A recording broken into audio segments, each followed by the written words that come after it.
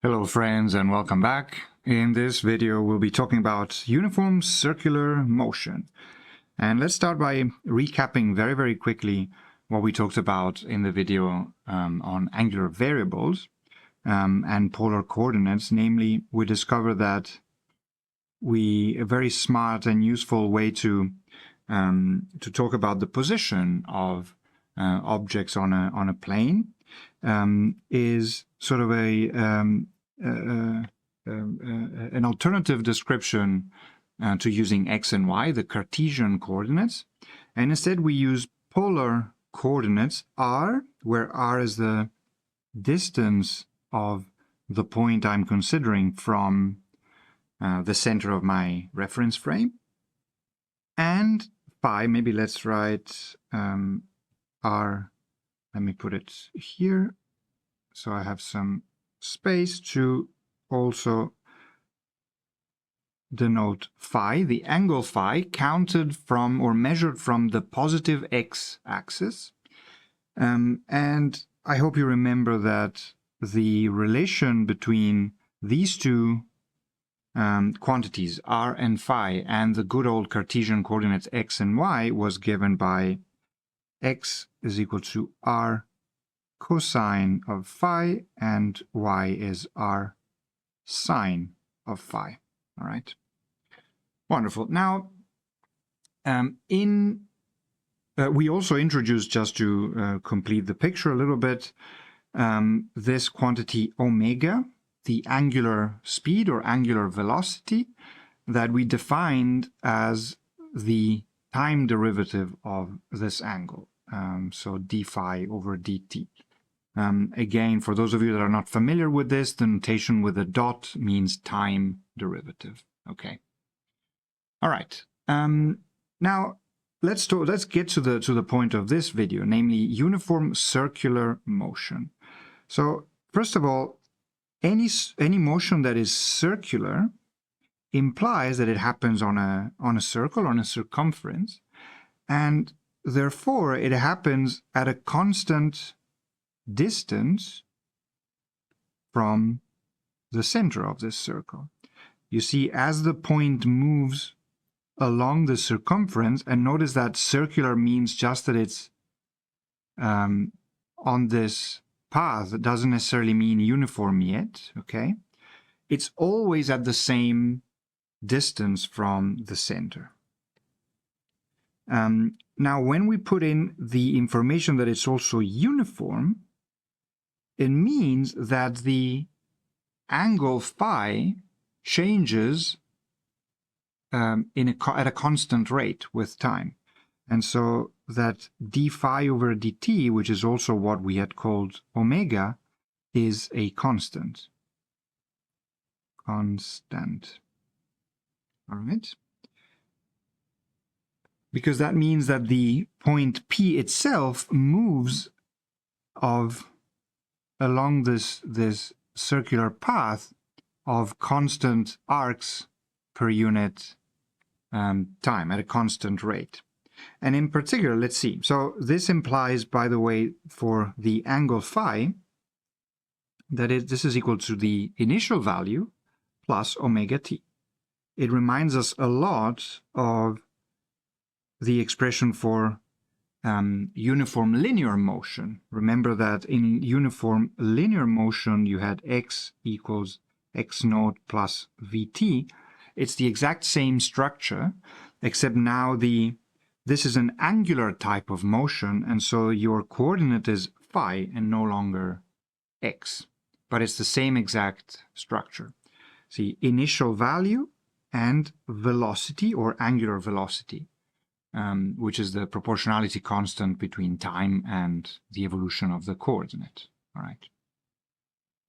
When we put this in the expression up here for x and y that we already had, we discover that there's more we can say, something more specific, namely that x is equal to r times the cos of precisely omega t plus phi naught, and that y is analogously the sine r sine omega t plus phi naught. Very nice.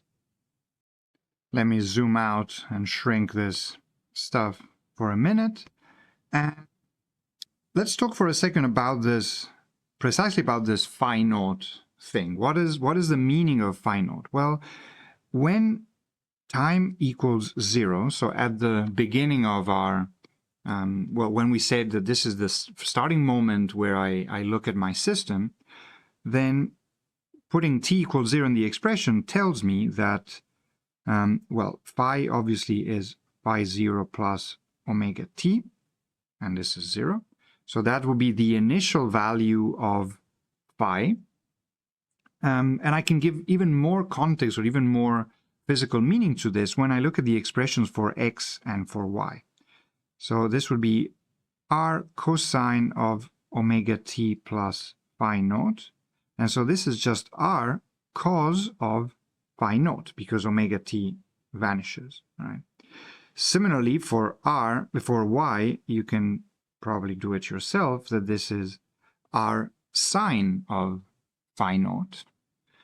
And so together, these two pieces of information tell me that if I'm curious to know what is this phi0, is none other than the arctan of this ratio of the initial values of of y and the initial value of x. Very good. So the initial conditions, whatever information you have about the initial coordinates of your point that is undergoing uniform circular motion, you can immediately go back and forth between phi and r and x and y. All right.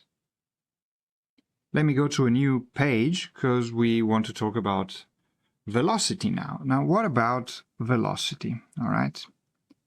Let me write up here just for a second the expressions that we just found for x and y. Always nice to keep them ready.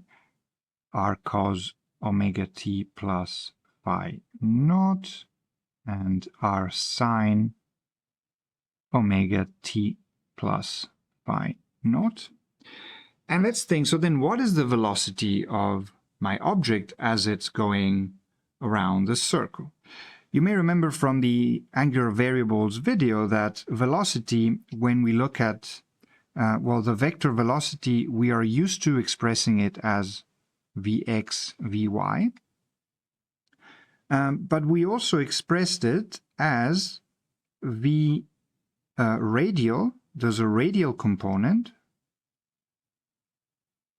plus, and it's a vector sum, a tangential component.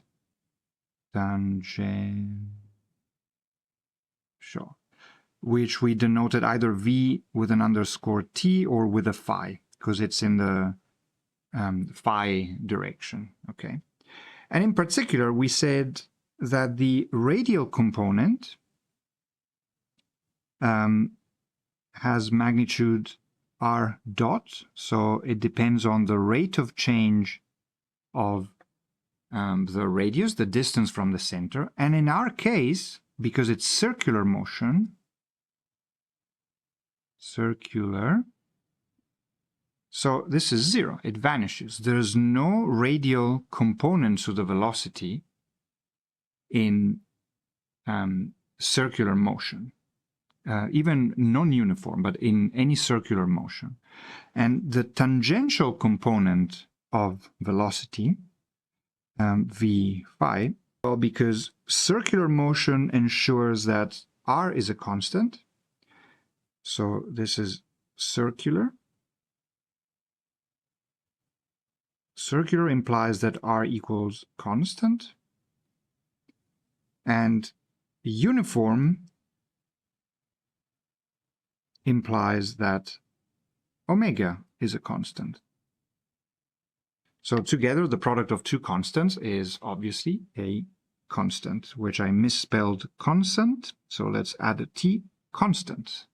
Very, very good. So just to summarize then, in uniform, let's write it in red. In uniform circular motion, the velocity vector is only its tangential component. Maybe I'll draw a diagram just now of what this means. And the magnitude of this vector, namely the speed, is equal to r times omega, or maybe the absolute value of omega, since I could be moving clockwise or anti-clockwise. Right? So this is the speed. Let's actually draw a picture of this situation to illustrate what this means. Let me squeeze this stuff over here, maybe. Yeah, up here I'll be drawing a diagram. Let's see. Nope.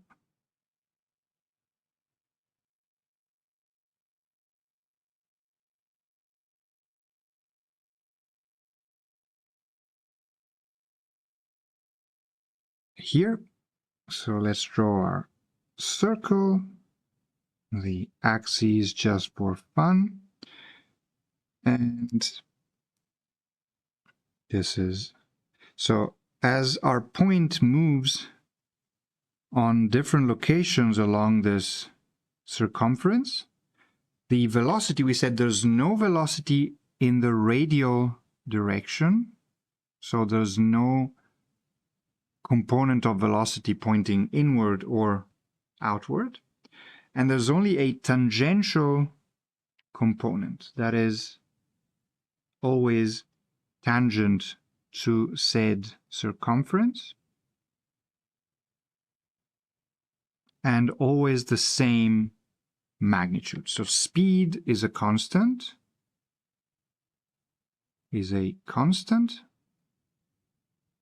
and we just found that it's equal to the radius of the circumference times omega, the angular velocity, and the direction changes.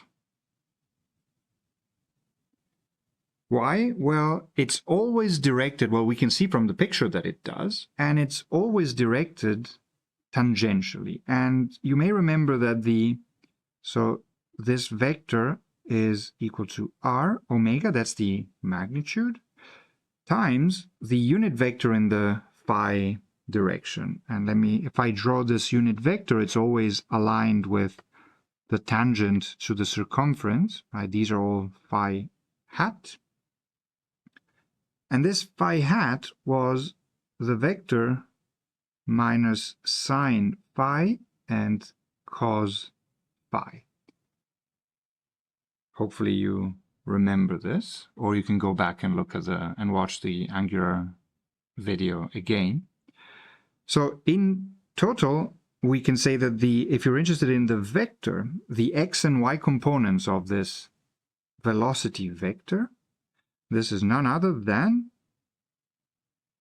r omega times minus sine phi and cos of phi. Beautiful.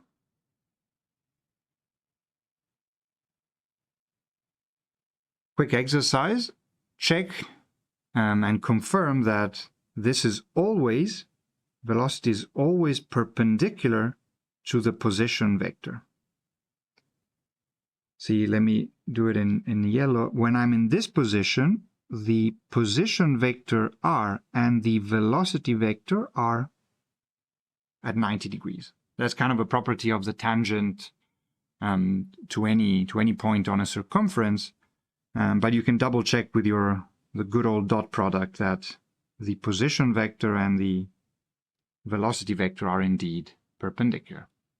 Interesting. And by the way, another completely equivalent method to get to the same exact result is if you start from these expressions for x and y, the coordinates, and if you take a derivative, the time derivative of x and a time derivative of y, you get precisely these expressions as one should. You know, identical, sort of similarly valid methods must give us the same results. All right, now we talked about the position of objects that are undergoing uniform circular motion. We just talked about the velocity of objects in uniform circular motion. What about the acceleration? And I want to spend 1 second emphasizing this couple of lines, because you may be tempted to assume, well, Lorenzo just told me, just told you that the speed is a constant and the motion is uniform, and you're used to thinking of uniform motion, uniform linear motion, as zero acceleration. And that is a very good thing to know and to remember. However, this is not uniform linear motion, but it's uniform circular motion. And I hope you remember that acceleration is a vector. It's not just the magnitude of that vector. And a vector, any changes in a vector can occur when the vector changes length. That would mean a change in speed, which is not our case, or when there's a change in direction. Even if the speed remains the same, a change in the direction for the velocity implies, without the shadow of a doubt, that there is a non-zero acceleration. So let's see what this acceleration is equal to. Let's write down acceleration in uniform circular motion. And there's several ways to do this. Since I mentioned this thing of taking the derivatives, let's use that method, because then we illustrate what we mean. So we just found that let's write it again, both x and y. X is r cosine of omega t plus phi naught, and y is r sine omega t plus phi naught. We also found that Vx and Vy are equal to minus r omega sine of omega t plus phi naught, and Vy is r omega cos of omega t plus phi naught. Now, what about the acceleration? We know that the acceleration vector is d over dt of the velocity vector, right? And so this implies that the x component of the acceleration is the derivative of the x component of v. And if you take the derivative of the x component of v, you find minus r omega, the derivative of the sine, which is cos omega t plus phi naught, times the derivative of the argument of the cos, which is just omega. So minus r omega squared cos of omega t plus phi naught. Similarly, ay would be r omega, these are constants, the derivative of the cos, which is minus sine of whatever argument I have, times the derivative of the argument itself, which is omega, so omega squared. Look how beautiful.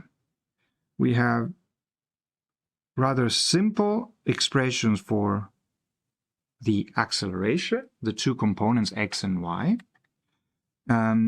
We have still constant terms at the start times a cos or a sine, so these are very well behaved, oscillating functions. And very interestingly, take a look at this. We have r cos in the x component and r sine in the y component. These are precisely x and y.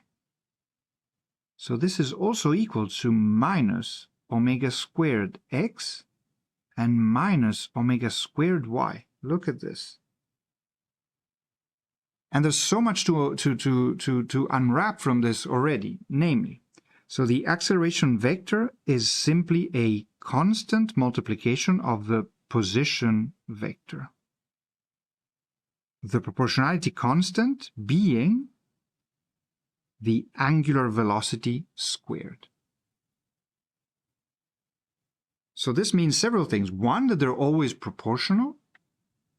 So for the same angular velocity, for example, a circle that has twice the size will have an object will experience twice the twice the acceleration.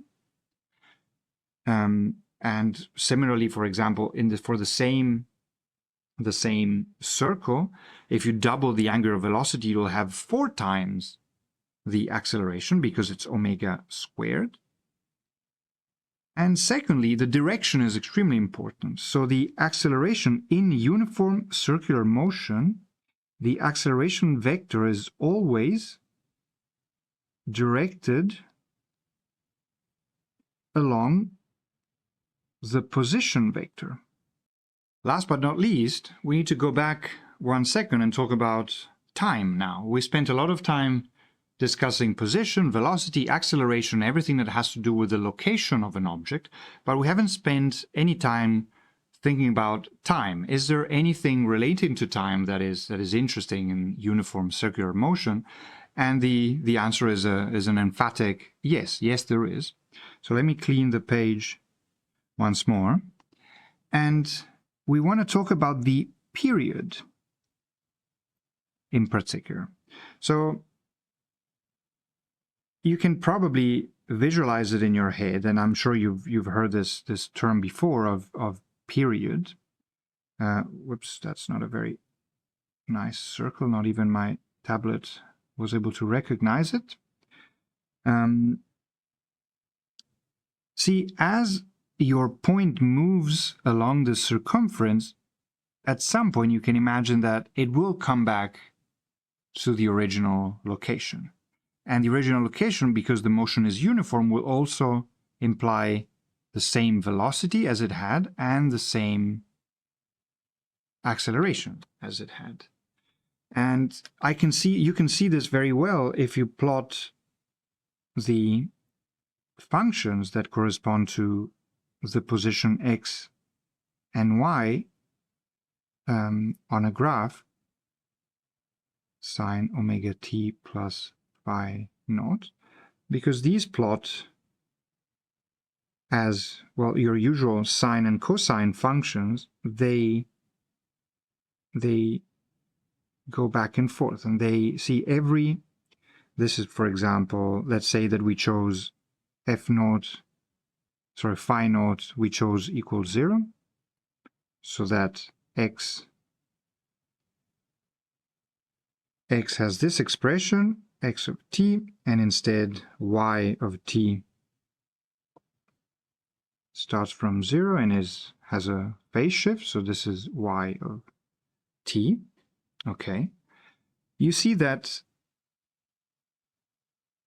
after a duration of time corresponding to the distance between 2 peaks or 2 troughs of these functions, my